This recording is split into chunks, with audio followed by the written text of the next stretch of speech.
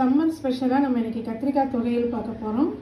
நம்மளுக்கு வெயிலில் சாப்பிட பிடிக்காது, அதனால் நம்ம சிம்பிளான மாதிரி செஞ்சு சாப்பிட்லாம். ரசம் வச்சு துவையல் மாதிரி நம்ம சாப்பிட்லாம்.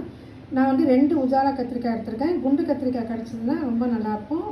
வெங்காயம், தக்காளி, பூண்டு, ஒரு 10 பூண்டு கூட நீங்கள் வச்சுக்கலாம். நான் 2 மிளகாவும் வச்சுருக்கேன், பச்சை மிளகா, காஞ்ச மிளகா. உங்களுக்கு பச்சை மிளகா வேணும்னா வேறு மிளகா வச்சுக்கலாம். புளி கொஞ்சம் எடுத்து வச்சுருக்கேன். தாளிக்கிறதுக்கு கருவேப்பிலை வச்சுருக்கேன், கொத்தமல்லி, பெருங்காயம் தேவைப்படும் நம்மளுக்கு. அதே மாதிரி கடுகு உளுந்து தேவைப்படும். இப்போ எப்படி செய்யலான்றதை பார்ப்போம். இப்போ 1 டீஸ்பூன் அளவுக்கு நல்லெண்ணெயும் இல்லை நீங்கள் ரீஃபைண்ட் ஆயிலும் சேர்த்துக்கலாம். இதில் வந்து கத்திரிக்காய் நம்மளுக்கு நல்லா வதங்கி வரணும். இப்போ பார்த்தீங்கன்னா இந்த அளவுக்கு வதங்கி நல்லா அதுலேயே பாதி வெந்துடணும் கத்திரிக்காய். அப்போ தான் டேஸ்ட்டும் நல்லாயிருக்கும். இதை எடுத்துப்போம், தட்டில் தனியாக எடுத்து வச்சுக்கலாம். இப்போ நம்ம அதே கடாயிலே நம்ம எடுத்து வச்ச பொருளெல்லாம் சேர்த்துக்கலாம். புளி வந்து நான் கொஞ்சமாக சேர்த்துருக்கேன். உங்களுக்கு புளிக்கு சேர்த்து நீங்கள் சேர்த்துக்கோங்க. இதுவும் நல்லா வதங்கி வரணும், அப்போ தான் நம்ம துவையல் டேஸ்ட்டாக வரும்.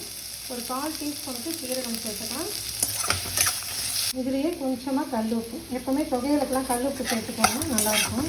இப்போ நம்ம எடுத்து வச்சுருந்த கத்திரிக்காயும் இதுலேயே சேர்த்து நல்லா வதக்கிட்டு நல்லா ஆறின பிறகு நம்ம மிக்ஸி கப்பில் போட்டு அரைக்கலாம். அம்மி இருந்தாலும் அரைக்கலாம். நீங்கள் ஆறின பிறகு மிக்ஸி கப்பில் போட்டு அரைக்கும் போது நம்மளுக்கு அம்மியில் அரைச்ச டேஸ்ட் நம்மளுக்கு கிடைக்கும்.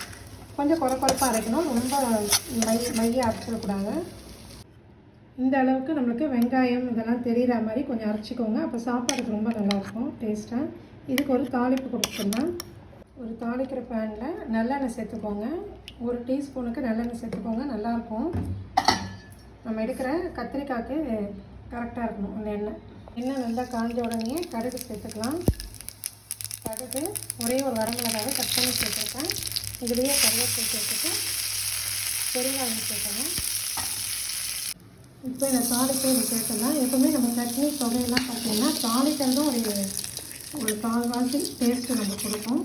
அவ்வளோதான், நம்மளுடைய சூப்பரான கத்திரிக்காய் துவையல் ரெடி ஆகிடுச்சு. கண்டிப்பாக நீங்களும் ட்ரை பண்ணுங்கள். நம்ம அடுத்த வீடியோவில் பார்ப்போம். தேங்க்யூ.